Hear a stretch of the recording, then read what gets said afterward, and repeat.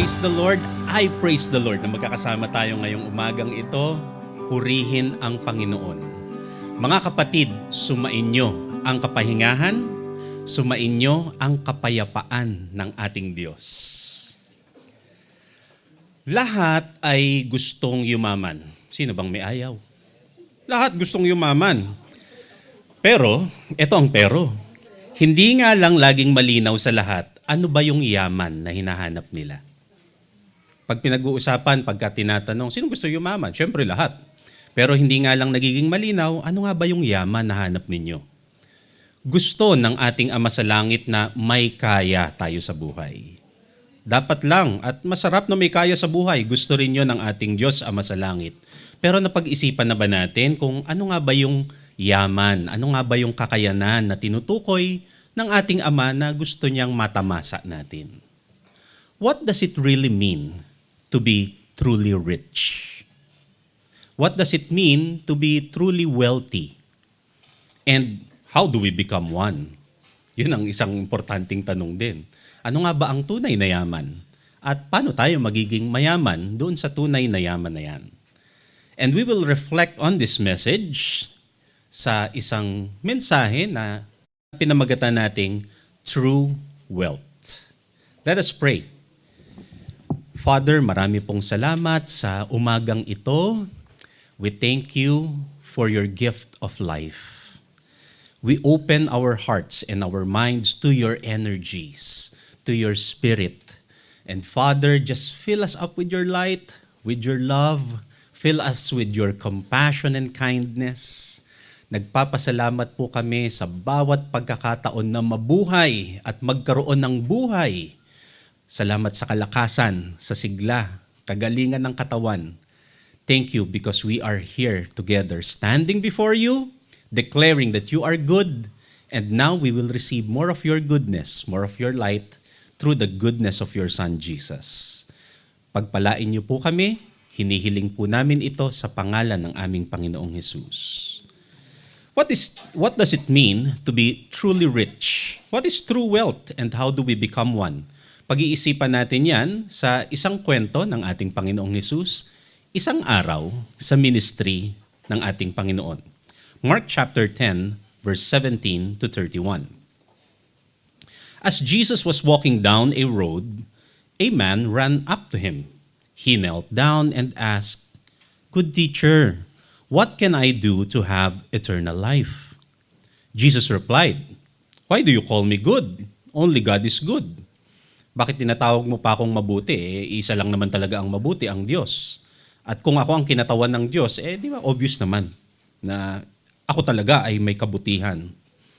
You know the commandments," sabi ng Panginoon dun sa mama, "Do not murder, be faithful in marriage, do not steal, do not tell lies about others, do not cheat, respect your father and mother."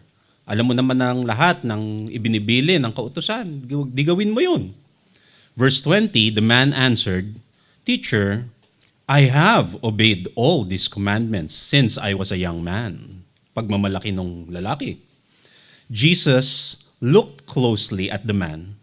He liked him. Nagustuhan ng ating Panginoong Hesus yung paglapit, yung katauhan nitong lalaking lumapit sa kanya. And Jesus said to the man, "There's one thing you still need to do. Go, sell everything you own, give the money to the poor, and you will have riches in heaven. Then, come with me."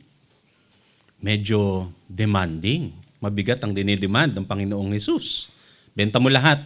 Ito yung kailangan mo talagang gawin. Ang natitira mong kailangan gawin. Benta mo lahat. Pamimigay mo sa mga nangangailangan.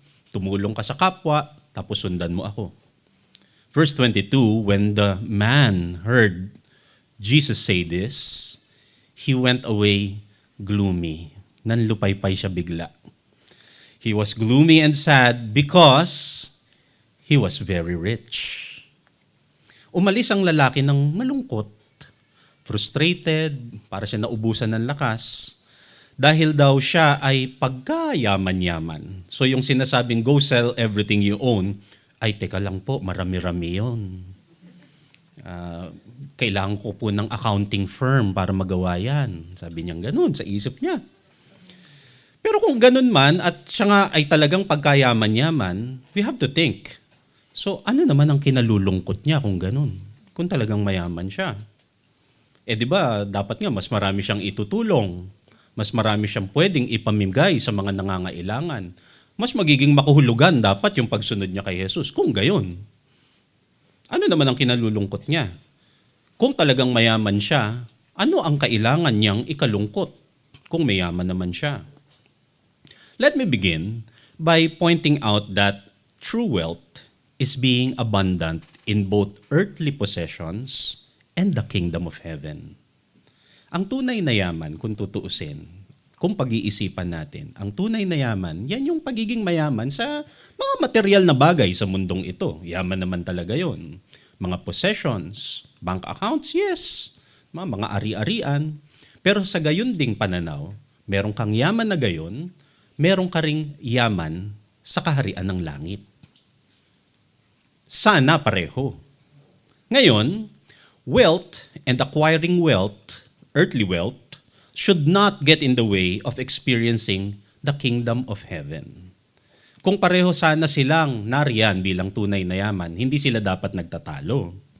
Wealth at pag-accumulate, ang pagkuha, ang magkaroon ng yaman dito sa lupa, hindi yan dapat nakakahadlang sa ating karanasan, pagdanas ng kaharian ng langit.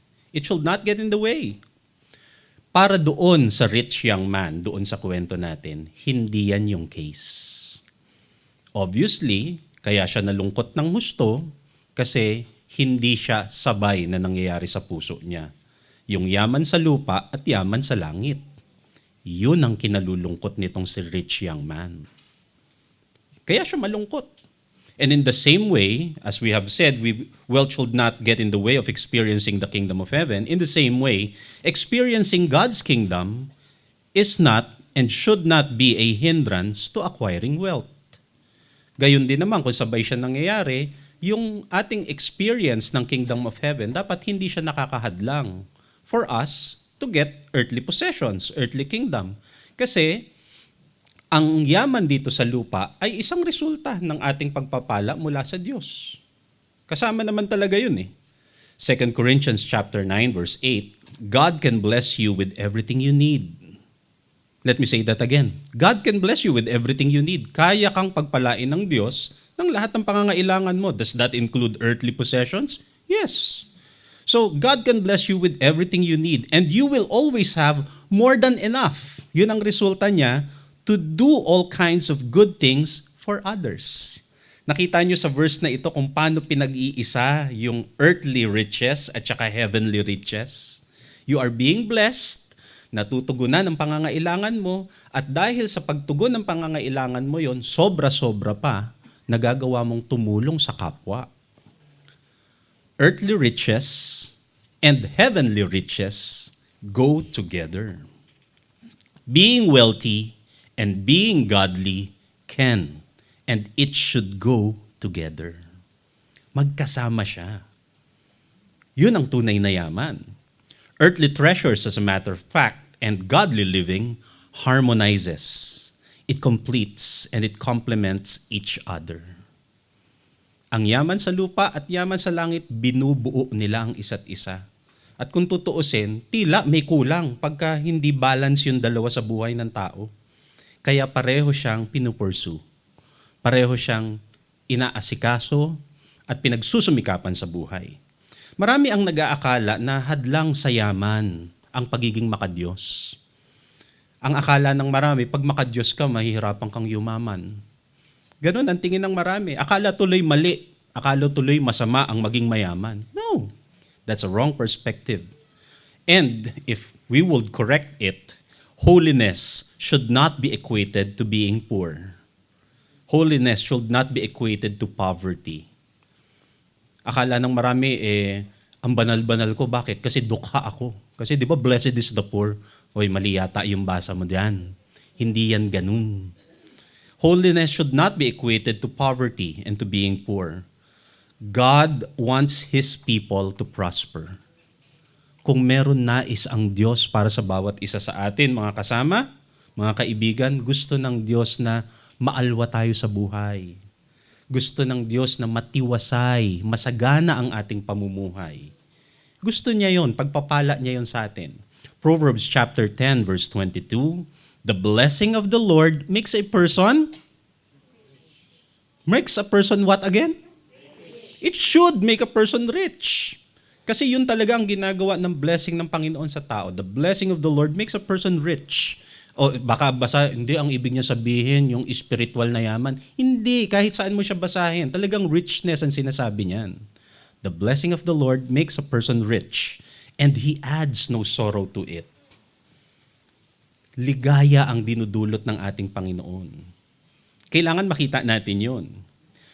Wealth can be acquired through godliness and good means.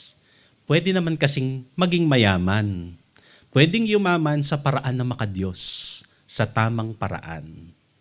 And when we say godliness, it means to follow the natural law. Marami na tayong mga napag-usapan tungkol dyan. Natural law, kagaya ng pag nagtanim ka, aani ka. Pag di ka nagtanim, wala ka talagang aanihin. Pag nagsumikap ka, pag nagtiyaga ka, you did what is wise in what you need to do, magkakaroon ka ng ani. Yun, natural law yun. Godliness also means to be practical. Maging wise sa pananalapi, maging smart in doing your trade.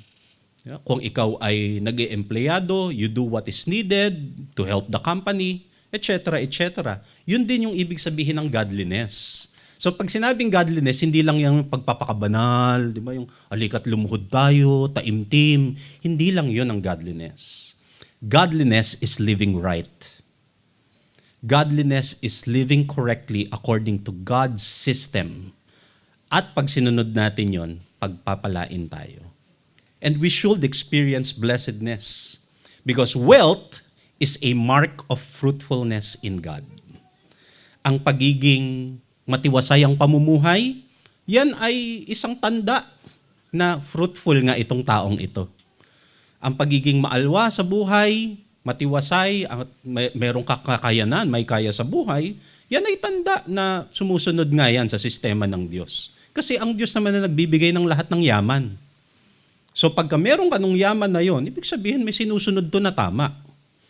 It is a mark of fruitfulness in God. And thereon, godliness. Kagaya nung laging ine-example na babae dito sa Proverbs chapter 31, which we will read from verse 10, 16, and 18. A wife of noble character who can find? She is worth far more than rubies. Ang isang asawang babae, no, saan mo nga ba talaga mahanap yung talagang kaiga-igaya na asawa? Mas mahalaga pa sa lahat ng mga ginto at alahas. Bakit daw? Verse 16, she considers a field and buys it. May real estate skills. Out of her earnings, she plants a vineyard. So may real estate na, may agricultural venture pa. May farm. Verse 18, she sees that her trading, so may trading part na, and it is profitable, and her lamp does not go out at night. As I have said, wealth is a mark of fruitfulness in God. Kung sinasabi ng Proverbs na ito ang blessed na babae, at sinasabi natin by reading the scripture that this is the mark of blessedness, ayun na nga, sinasabi niya. Earthly wealth and heavenly wealth goes together. Balikan natin ang situation. Yung kwento, yung lungkot ni rich young man. Balikan natin yung kwento at lungkot niya. What caused the sadness of the rich young man? Yung yaman ba mismo? It is not the money nor the wealth. Hindi talaga yun ang issue ng rich young man. Hindi yun ang kanyang ikinalulungkot. Ang ikinalulungkot ng rich young man is not the money nor the wealth. It is about the young man's heart. It is about his mindset. Ang ikinalulungkot niya ay yung kanyang puso, isip at yung kanyang priorities. Ang isip at ang puso ang nagsasabi kung ano talaga ang mahalaga. Ang isip at puso ang nagsasabi kung ano ang importante sa buhay. Kaya nga, pag mali ang puso, pag mali ang isip, nagiging pabigat lang ang yaman dito sa lupa. Kaya nga, anong kinalulungkot ni rich young man? Oo, mayaman siya, pero hindi naman yung yaman ang problema. Ang problema niya, magulo ang priority niya. Kaya nung tinanong na siya ni Jesus, handa ka bang ibenta yan? Handa ka bang mag-let go sa mga bagay na yan and to follow me? Ayun na, lumabas na yung kabigatan ng kanyang puso. It is not the wealth, it is not the riches, but his priority. 1 Timothy chapter 6 verse 10. The love of money causes all kinds of trouble. Is it the money that causes trouble? It is the love of money. Hindi yung money. Pagka sobrang magmahal ng pera, nandoon ang priorities, nandoon ang lahat ng pagpapahalaga, it will cause trouble. Some people want money so much that they had given up their faith. Can you imagine? Diba? Ang gulo ng priority. And thereon, it caused themselves a lot of pain. The state of the heart determines the real effect of wealth. Yung kalagayan ng puso, yun ang magsasabi kung ano ang mangyayari sa yaman na darating sa inyo. Ano ang kalagayan ng puso? Depende sa status ng heart, ang effect ng wealth, ang effect ng richness, depende yan sa kalagayan ng puso. Para sa mabuting puso, wealth brings kindness. Wealth brings generosity and compassion to a good heart. Kaya pansinin ninyo, yung mga mabubuting loob, pagka naging mayaman, nagiging mas matulungin sila. Yung mga mabubuting kalooban, mas nagiging maawain dun sa mga nangangailangan kasi alam nila kung paano magkaganon. Mas nagiging compassionate. Nauunawaan nila yung kalagayan na maging kapos at salat sa mabuting puso. On the other hand, doon naman sa mali ang puso, wealth can bring greed. Wealth can bring fear, oppression, and weariness. This can result to a bad heart. Pagka mali ang puso, ganyan ang epekto ng wealth. Meron na, gusto pa ulit, meron pa ulit. Yung puro pakabig, greed. At nagkakaroon ng fear kasi paano nga pag nawala lahat yan? So imbis na naging mapanatag siya, imbis na maging kampante siya sa buhay, mas lalo naging fear kasi takot na siyang mawala yung yaman. And therefore, oppression. At sa tingin nyo, napapahinga yung mga ganyan ng puso. Kahit pamayaman sila, mukha ba silang pahinga? Mas lalong nakakapagod. Kasi hindi ka ngayon matigil. Hindi ka ngayon mapahinga. Because you need more and more. It is not the wealth. It is the heart. Ngayon, sasabihin nyo, bakit naman pumikilala ako? Nung yumaman, biglang sumungit. Baka hindi rin yung puso nila. Baka ikaw rin kasi, yung puso mo naman, nung nakita mong yumaman, wala ka ng tigil. Kakakalabit ng penge at saka utang ka ng utang. Talagang lalayuan ka. So, ibang case na naman yon. Sa next message na natin pag-uusapan yon. Pero ang sinasabi natin ngayon, wealth is not a problem. It's inanimate. Wala namang buhay yan eh. Yung humahawak ng yaman. Yun ang kailangan pagpausapan. At yan din ang sinasabi ni Jesus sa pagpapatuloy ng kwento. Verse 23 to 25 ng Mark chapter 10. Jesus looked around. Umalis na yung mama, malungkot. So Jesus looked around and said to his disciple, "It is hard for rich people to get into the kingdom of God." Kaya yun ang hirap for the rich people. The disciples were shocked to hear this. So Jesus told them again, it's terribly hard to get into God's kingdom. And in fact, it's easier for a camel to go through the eye of a needle than for a rich person to get into God's kingdom. Again, it's not about being rich itself. Ang tinutukoy ni Jesus dito, it's about ang hirap kasi naliligaw ang mga priorities pagka yumayaman. Kaya yun ang babantayan. Kumusta ang mga priorities habang umuunlad tayo sa buhay? And then Mark chapter 10 verse 26 to 27, Jesus' disciples were even more amazed. They asked each other, how can anyone ever be saved? Kung siya nga, ang luwag-luwag na niya sa buhay, hindi pa siya masasave, naku, paano pa ngayon ang lahat? Jesus looked at them and said, there are some things that people cannot do, but God can do anything. Sabi niya, struggle talaga yan. Kasi nga, puso at isip ang pinag-uusapan. Mabuti na lang, sabi ni Jesus, sa Diyos, lahat posible. O gaya nga nung kanta natin kanina, walang imposible sa ating Diyos. Pwedeng baguhin ng Diyos, tulungan tayo ng Diyos na baguhin ang ating puso at isip. Ano ang malinaw na sinasabi sa atin itong kwento? We have to ask God to help set the priorities right. Or set the right priorities. Kailangan tama ang priority sa buhay. Kailangan malinaw yon. Having true wealth begins with understanding God and trusting His ways. Kasi pwede naman yumaman eh. Pwede rin hindi mawala sa'yo yung experience ng Kingdom of God. Depende sa diskarte mo. Depende sa approach mo. At yung diskarte at approach, nagsisimula sa isip, sa puso, sa iyong priorities. Kaya, hingi tayo ng tulong sa Diyos na tulungan tayo to set the right priorities. Sabi nga ni Jesus, ng Panginoong Jesus in Matthew chapter 6 verse 33, seek first the kingdom of God or God's kingdom and His righteousness, and all these things will be given to you as well. Ang linaw na verse about priorities. Ano ang dapat na priority? Seek first the kingdom of God. Ituon mo muna yung isip mo sa tamang direksyon. Kasi lahat naman yan darating eh. Lahat naman yan makukuha mo kung tutuusin. Darating yan sa buhay. Ang tanong, pag dumating siya, tama ba yung priority mo? Tama ba yung isip at puso? Set your priorities right. And by setting the priorities right, avoid extremes.